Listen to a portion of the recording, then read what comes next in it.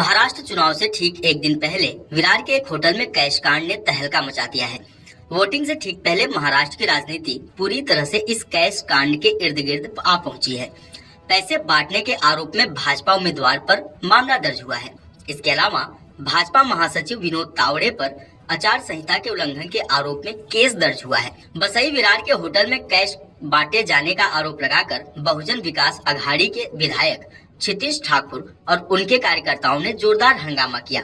Cash बांटे जाने का आरोप भाजपा के राष्ट्रीय महासचिव विनोद तावड़े पर लगाया गया।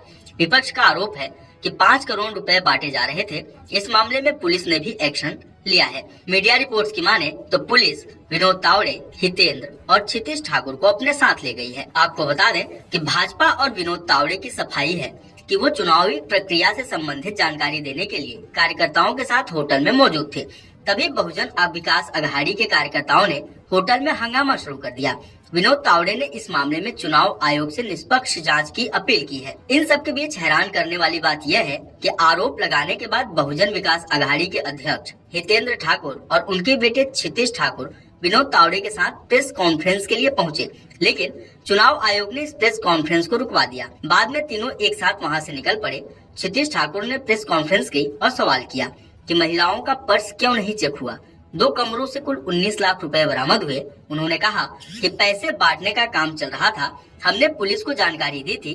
क्षितिज ठाकुर ने विनोद तावड़े पर सवाल करते हुए कहा कि विनोद तावड़े विरार में क्या कर रहे थे, विनोद तावड़े छुपकर विरार क्यों गए थे। आपको बता दें कि कई घंटे तक चले इस हंगामे के बाद चुनाव आयोग ने विनोद तावड़े और राजन नाइक के खिलाफ केस दर्ज करा दिया है, लेकिन उसके बाद ही विनोद तावड़े पर आरोप लगाने वाले क्षितिज ठाकुर और हितेंद्र ठाकुर ने साझा प्रेस कॉन्फ्रेंस की और नोट कांड को लेकर शंका समाधान और सफाइयां पेश की।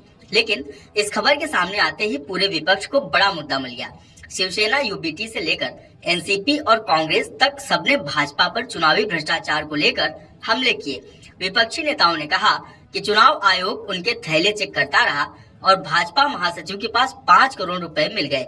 फिलहाल इस मामले की जांच होगी, सच सामने आएगा, लेकिन तब तक सियासत को बड़ा मुद्दा मिल गया है। ऐसे में सबसे बड़ा सवाल यही है कि ठीक मतदान से पहले आई इस नोटकांड से क्या महाराष्ट्र में होने वाली वोटिंग के रुख पर असर पड़ेगा? क्या नोटकांड के आरोपों पर विनोद तावड़े की सफाई से वोटर संतुष्ट हो जाएंगे? इन सब सवालों के जवाब तो आने वाले वक्त में ही मिल पाएंगे। आपको बता दें कि यह मामला चुनावी भ्रष्टाचार का है और आरोप मतदान से पहले नकदी पैसे बांटने का। तस्वीरों में जो कुछ दिख रहा है उसमें बहुजन विकास अघाड़ी के कार्यकर्ताओं के हाथों में करेंसी लहरा रही है और उनके नेता के हाथ में वो डायरी है, जिसके बिना पर आरोप लगाया गया है कि भाजपा के महासचिव विनोद तावड़े ने मतदान से पहले 5 करोड़ रुपए बांटने की कोशिश में पकड़े गए। विनोद तावड़े लगातार अपनी सफाई देते रहे हैं, चुनाव आयोग से जांच की मांग कर रहे हैं, सीसीटीवी तस्वीरें और तमाम सबूतों का हवाला दे रहे हैं, लेकिन तावड़े होटल से न निकल सके। इसके लिए उनकी कार के टायर की हवा निकाल दी गई। वहीं पुलिस ने पूरे होटल को सील कर दिया है और आखिरकार विनोद तावड़े के खिलाफ मुकदमा भी दर्ज हो गया है। चुनाव आयोग ने भाजपा महासचिव विनोद तावड़े और उम्मीदवार राजन नाइक के खिलाफ नाला सोपारा में पैसे बांटने के आरोप में जनप्रतिनिधि कानून के तहत FIR दर्ज करा दी है।